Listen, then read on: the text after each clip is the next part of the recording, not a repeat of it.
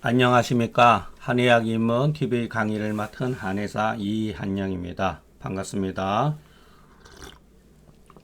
오늘은 중경소 조문 87조와 88조 부인병과 연관된 소시오탕에 대해서 같이 한번 알아보겠습니다.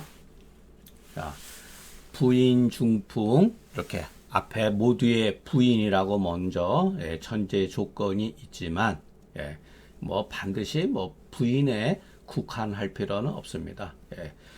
부인 중풍에 7, 8이 경과했는데 속득한열, 속득이라고 하는 것은 말 그대로 계속해서 한과 열이 지속되어졌다. 발열도 아니고 이런 식으로 한과 열이 속득 지속되어지면서 발작 유시. 자, 이렇게 발작이라고 하는 것은 열에 의한 거죠. 그리고 발작이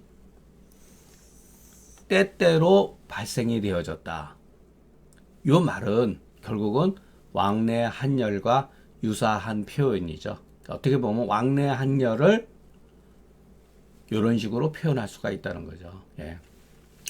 경수가, 그러니까 생리가 딱 요때 당해가지고서 끊어진 거죠. 요때 당해가지고서 생리가 끊어졌는데 이것은 열이 혈실에 들어온 것이니 그 혈이 배출되어야 될 혈액이 혈이 반드시 굳어진 것이다. 묶여진 것이다. 자, 요렇게. 요거나 경수 적단자는 이렇게 써 있자 이렇게 있거나 차위 모문 요거는 설명이죠. 해설이죠. 그러니까 이 글은 열의 혈실 기열 필결이라고 하는 말은 주의 문자죠. 누군가가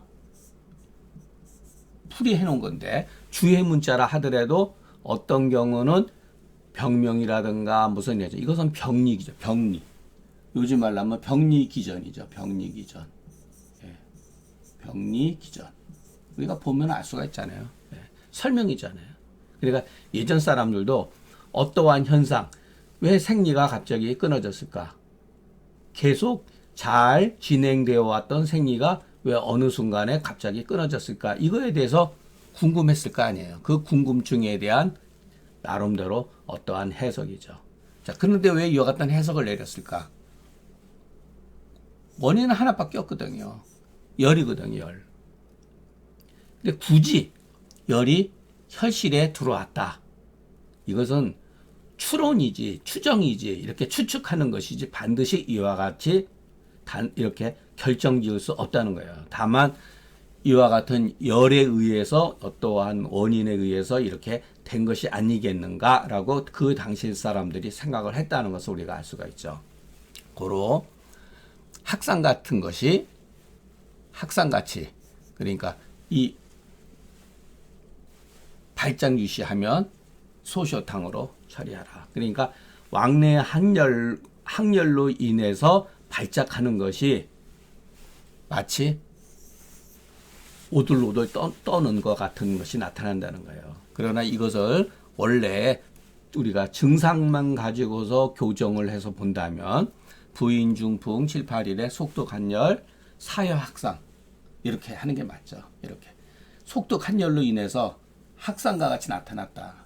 그러니까 이것은 일종의 학상에는 발작 유시가 내포되어 있는 거거든요. 그러니까 일종의 증상의 동의 반복이에요. 그러니까 속독한열 속에는 이와 같은 것이 내포되어 있다는 거죠.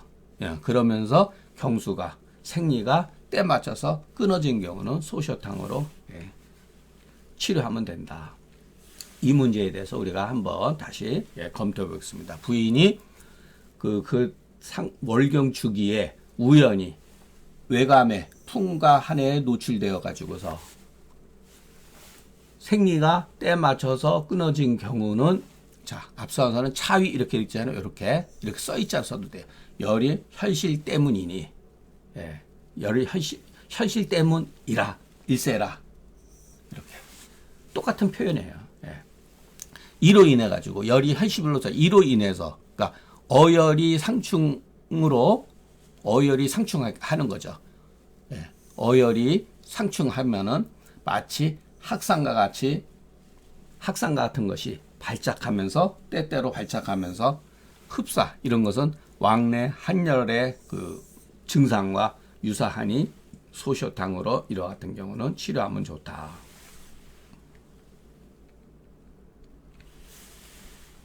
자, 열이 펼실하여 열이 혈실에 들어오게 되면은 그 혈이 반드시 이렇게 굳어지는 것은 묶이는 것은 일종의 병리 기전으로 엄밀하게 말하면 이것은 가설이다. 예, 알 수가 없는 거죠. 예. 무릇 경수적단으로 그러면 이것을 가설이라 하더라도 이것이 틀렸느냐 그런 건 아니에요. 예. 제가 여러 번 말씀드렸지만은 자 가설이라 하더라도 이거는 일종의 초기 가설이죠. 예. 이 틀렸다는 게 아니라 모든 학설은 가설에서부터 시작되는 거니까 가설을 우리가 입증이 되어지면은 이해가 되는 가설이 있고 이해가 안 되는 가설들이 많아요. 우리 한의학의 문제는 이 열이 혈실이라고 하는 이런 정도의 문제가 아니라 예를 들어서 똑같은 가설이라 하더라도 열결 발광이라 그 방광이라든가 이와 같은 표현들도 어느 정도는 방광이라고 하는 것은 현대에 말하는 방광이 아니라 하초를 뜻하는 거거든요. 예. 이런 정도는 우리가 어느 정도 받아들일 수가 있죠. 입증이 어느 정도 가능하고. 그러나 후세의 명청시대에 나타나는 수많은 그 후세방에서 나타나는 또 우리가 지금 많이 배우고 있는 가설들은 문제가 있다는 거예요. 예. 그것은 이 가설 위에서 또 새로운 가설을 만들고 또 그 가설 위에서 또 그 이와 같은 가설이라는 것을 어떤 것도 가설이 우리가 이것은 가설이라고 하는 것을 알고서 받아들이면은 관계가 없어요. 그런데 이 가설을 마치 이것이 정론처럼 절대 진리처럼 인식한다는 것이 문제가 되는 거죠. 예.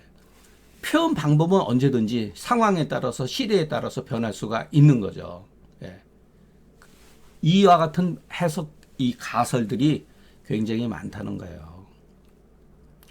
뭐 지나가는 길에 제가 처음부터 끝까지 지나치게 한의학을 폄훼하거나 고전에 대해서 모욕을 준다든가 하는 것은 다른 게 아니에요. 이 가설이 너무 많아요. 그래서 여러분들은 어떻게 볼지 모르지만은 저는 동의보감을 읽다가 그냥 덮어버렸어요. 제가 본사 때 뭐 얼마나 저도 그 당시에 어느 정도 한문 실력을 갖추고 있었기 때문에 보는데 맨정신으로 볼 수가 없더라고요. 그때는 그것이 왜 내가 책을 못 보는지를 이해를 못했어요. 도저히 보려고 노력을 했어요. 정말로 노력을 많이 했어요. 근데 못 봤어요.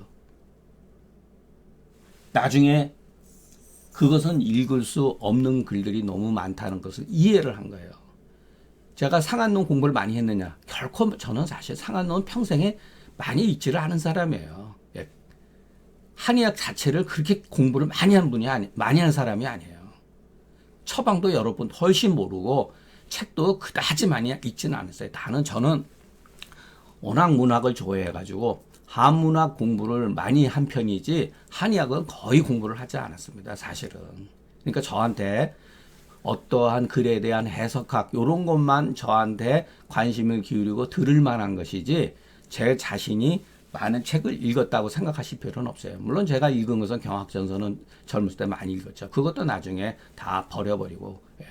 지금 저는 뭐 책도 없어요. 그런 책 다 후배들한테 줘버렸어요. 예. 책을 읽을 수가 없다는 거예요. 너무나 이런 것들이 많으니까. 자, 그럼 우리는 어떤 식으로 접근을 해야 되느냐. 중경서가 그나마 읽을 거리가 있고 생각할 여지가 많다는 걸 제가 배웠습니다. 무릇 경수적단으로 이와 같은 현상이 벌어지면 열이 혈시로서 헤아리는 거죠. 이렇게 요라고 하는 건 헤아리다 이 소리예요. 이것은 병증을 근거해가지고 이거는 객관적인 사실이잖아요. 병인을 헤아리는 것, 이해하는 것. 객관적인 사실을 가지고 다소 주관적인 병인을 인식하는 것은 그래도 옳다. 객관적인 사실을 통해 가지고서.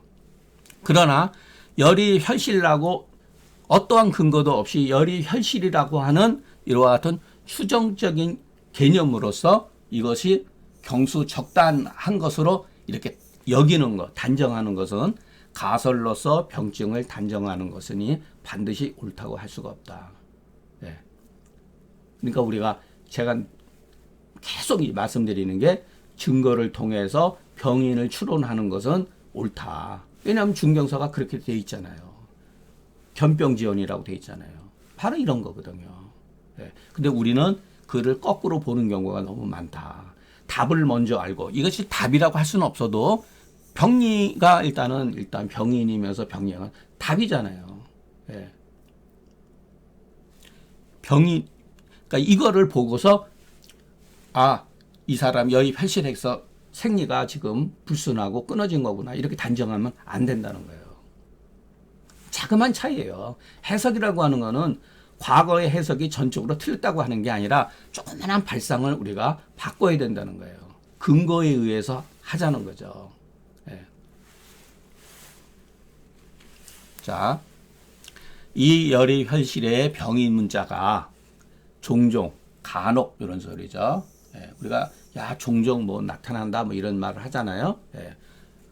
요 종종이라는 말도 어원이 굉장히 오래된 용어예요. 춘추자전에 나오는 말이에요. 종종이라는 말이 금계요략과 수나라 때 초기에 제병 원운으로에 나타난다. 열이 혈실이라는 용어가. 그러면 우리는 이렇게 생각하죠.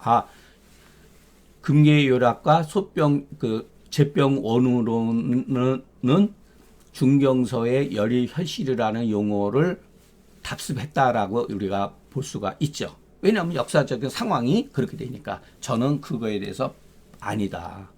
중경서가 전수되는 과정 중에서 한 수백 년 이때의 기간이 제병 원우론이 나오는 왕숙하에서부터 그 소원방의 제병 원우론이 나오는 이 역사적 기간이 500년 정도. 정확한 것은 저도 뭐 따져서 한 400년에서 450년 이런 정도 된다고 보여지거든요. 그러니까 500년이라고 봤을 때 중경서가 이렇게 밑에서 역사적으로 두각이 되어서 나타난 게 아니에요.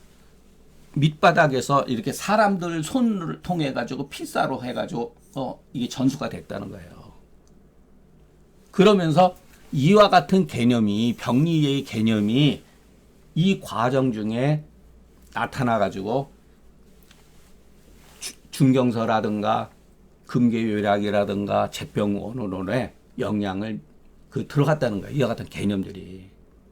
중경서는 제가 말씀드렸잖아요. 증상으로만 구성되어 있고 관점에서 봐야 된다. 초기의 문자들은 증상.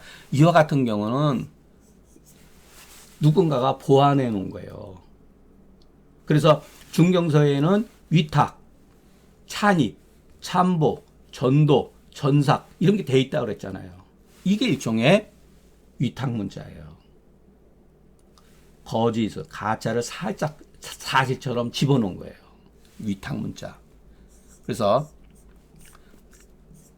이런 것을 이해를 하면은 우리가 중경서가 어떤 식으로 형성이 되어 왔구나라는 것을 알게 되고 후세 사람이 왜 병인의 개념이 필요했는가를 알 수가 있어요. 병증만 가지고 우리가 결국은 중경서도 미완의 서적이라 그랬잖아요. 병인이 없잖아요. 병인이라고 하는 거는 중경서에 보이는 병인은 결국은 뭐냐? 병원의 개념이 뭐냐? 표리, 한열, 허실, 음양. 그게 바로 팔강변증이 바로 병원의 개념이에요. 여기에도 보면 열이라고 돼 있잖아요. 이것이 바로 뭐예요? 병성이잖아요. 한열, 허실했을 때 한이 열이냐? 이 병증은 열성이구나. 혈실은 뭐예요? 요즘 말로 자궁이잖아요. 병위를 나타내잖아요. 이런 게 바로 중경서에 보이는 후세 사람들이 생각해 놓은 방법론이라는 거예요. 그러니까 이런 글들을 통해 이 사람들이 중경서를 이해하기 위해서 얼마나 고심했는가를 알 수가 있는 거죠. 이게 근거가 없는 건 아니죠. 앞서서도 속독 한열이 계속해서 진행되면서 발작 유시라고 그랬잖아요. 열성이 그 의미에 그 열성이 있기 때문에 이렇게 표현한 거예요. 이건 뭐 제 생각이에요. 이에 이것을 통해서 후세 사람들이 이와 같은 의안으로 이런 의와 같은 의안으로 찬입 위탁 문자를 몰래 조문에다가 집어넣었다. 집어넣은 것을 알 수가 있다. 자, 중경 이후로 이거는 뭐 제가 감히 말씀드리자면 역사적인 사실이에요. 우리 한의학이 이와 같이 발전해 왔다. 또는 변화해 왔다. 증후론이 망하면서 중경서는 증후론이라 그랬잖아요. 그래서 제가 육경 변증론 다음에 제 중경서 독법에 제1으로 쓴 게 증후론이에요. 증후론. 증후가 뭐냐? 중경서는 증후로 돼 있다는 거예요. 물론 이것을 부정하는 분도 있죠. 제 관점에서는 그래요. 증후론이 망가지면서 병명이 일어났다. 이것을 어떻게 알 수가 있느냐? 금계의 요약은 증후론으로 되어 있는 게 아니라 병명과 병인으로 되어 있어요. 그래서 결흉이라든가 이런 말도 병명이잖아요. 그것도 누가 집어넣은 거예요. 병명이 나타나면서 병인이 도모되어진 거다. 제병원으로도 이렇게 돼 있어요. 병인.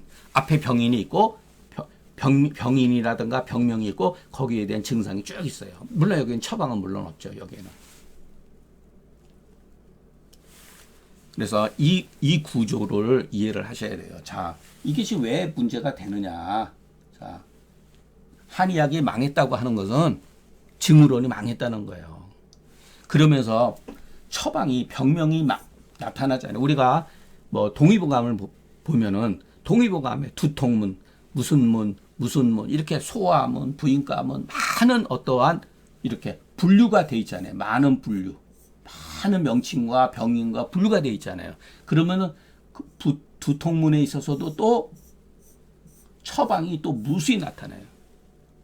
담골두통, 무슨 뭐 한열두통, 기여두통, 무슨 뭐 태양병두통, 양면병 두통 이렇게 또 무수히 나타나는 거예요. 이 처방들이 이렇게 가설에 의해 가지고서 우리는 이런 미로 속에 헤매 있는 거예요. 그랬기 때문에 한의학이 복잡하고 난해하고 이걸 다 언제 공부를 하느냐? 여기에서 찾으면 간단해지는 거예요. 한의학은 본래가 간단하면서 쉽다 그랬잖아요. 이게 전제 조건이에요. 이것이 반드시 옳다라고 할 수는 없어도 간단함은 간이재번.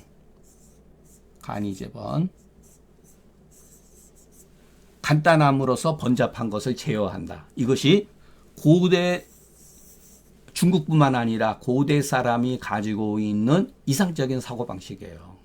이것은 현상에 대한 이해예요.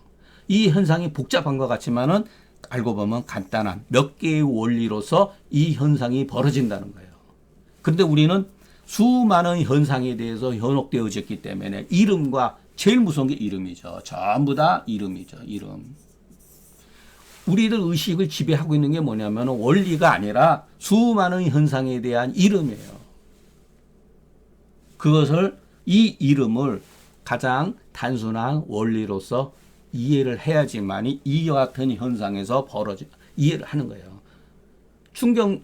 동의보감의 처방이 한 2,500, 3,000가지? 의학이 한 2,000가지 되겠죠? 경학전서는 더하면 더했지 적다고 볼 수가 없어요. 예를 들어서 명청시대의 수많은 처방들이 얼마나 많아요. 이것도 공부해야 되고 저것도 공부해야 되고 그런 게 아니에요. 동의보감 한 가지만 가지고 공부해도 사실은 괜찮아요. 거기에서 원리만 터득하면 된다는 거예요.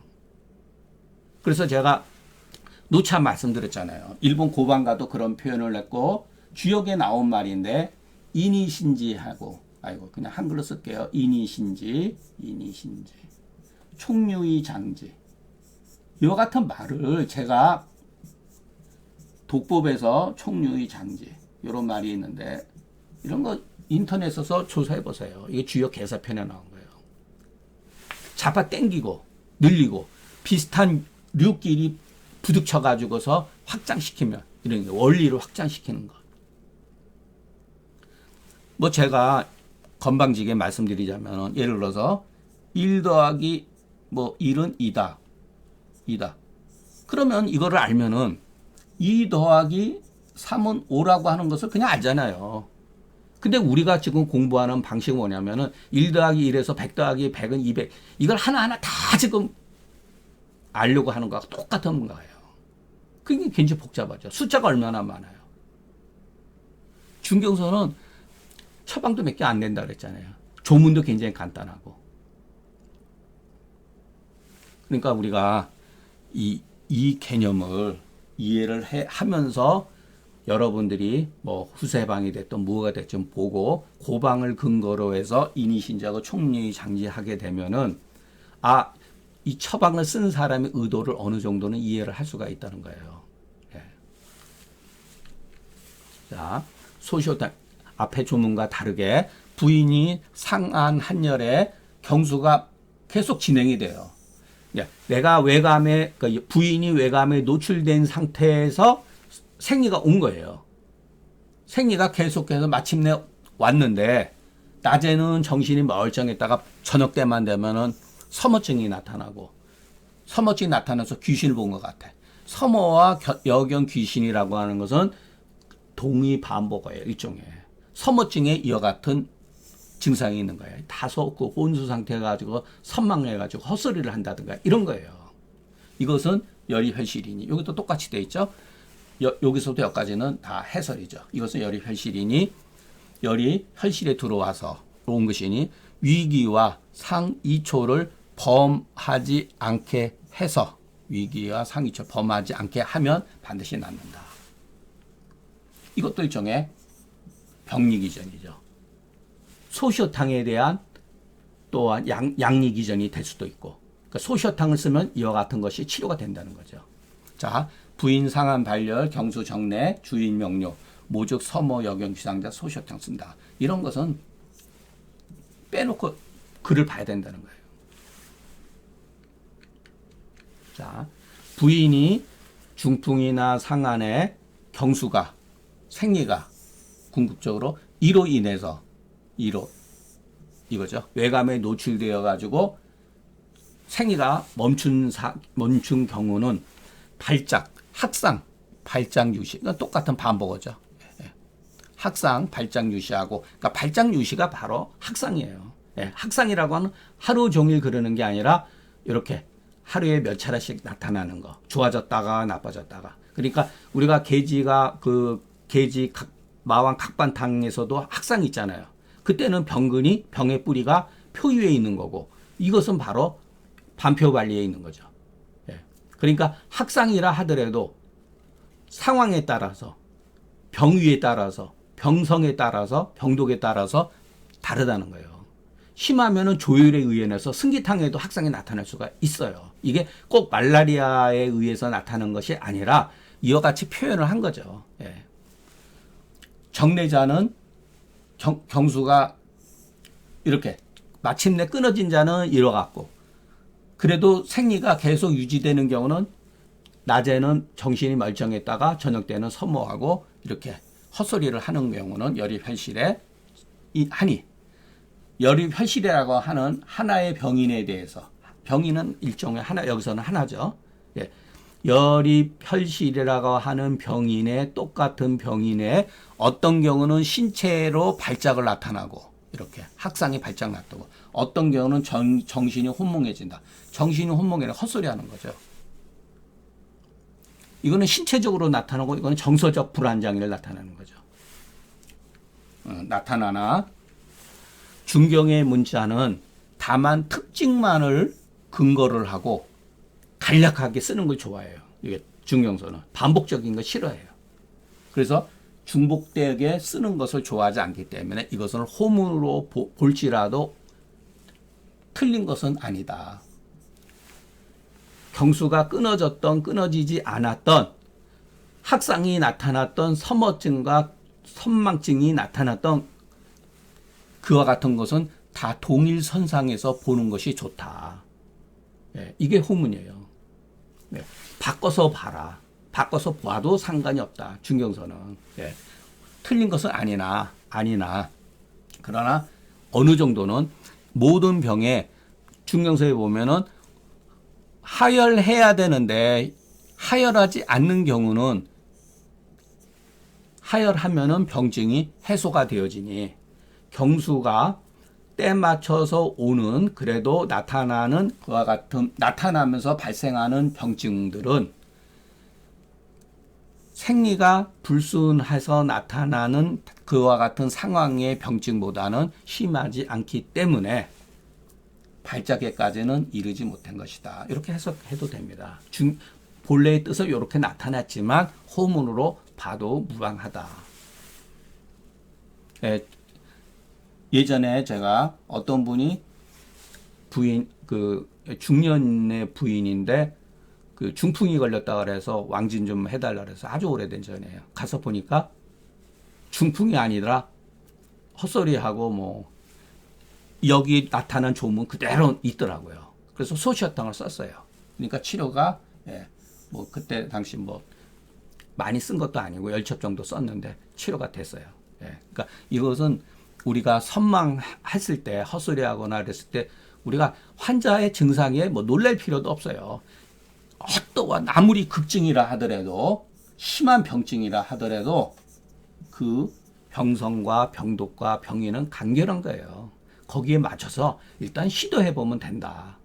시도해 볼 수가 있다. 저는 뭐 이와 같은 사람들이 일시적으로 어떤 열에 의해서 또는 어열의 상충에 의해서 뇌가 압박받을 수가 있잖아요. 모든 것은 제가 그랬죠. 상충이라고 하는 것은 상충은 우리 몸의 생리적인 현상이 생리적으로 이렇게 정상적으로 균형이 맞추어질 때는 일어나지 않지만은 어떠한 원인에 의해서 어떠한 균형이 상호 균형이 깨어졌을 때는 반드시 대부분이 상충증이 발생한다.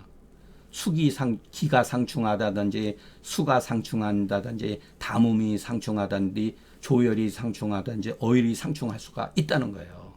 그래서 상충의 양상을 보면은 이 사람의 병성과 병독을 어느 정도는 이해할 수가 있다. 중경수 조문에 그대로 다 나타나 있는 거예요. 그러니까 서머선망이라고 하는 건 열에 의해서 조열에 의해 가지고서 뇌에 압박을 줬을 때 그와 같은 것을 어느 정도 알 수가 있죠. 예를 들어서 열이 있으면요. 저도 예전에 열병을 심하게 한 달 정도 앓은 적이 있다 그랬잖아요. 막 헛소리까지는 안 해도 막 자기도 모르게 이런 신음 소리 내는 거예요. 바로 그 같은 신음도 서머 속에 들어가는 거예요. 자, 병세가 심하면은 양명에 이제 전속이 되죠. 지금은 소양병이니까.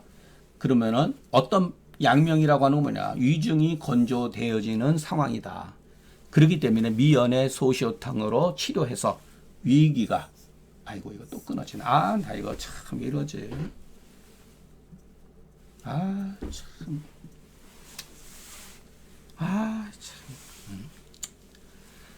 위기를 범하지 않게 해서 상처가 특통하면 진액이 이로 인해서 내려오면 위기가 조화를 이루면 반드시 낫는다. 마지막 한 줄이 또 깨진 것 같은데 해석은 다 했습니다. 다시 한번 확인해 보겠습니다. 경청해 주셔서 감사합니다.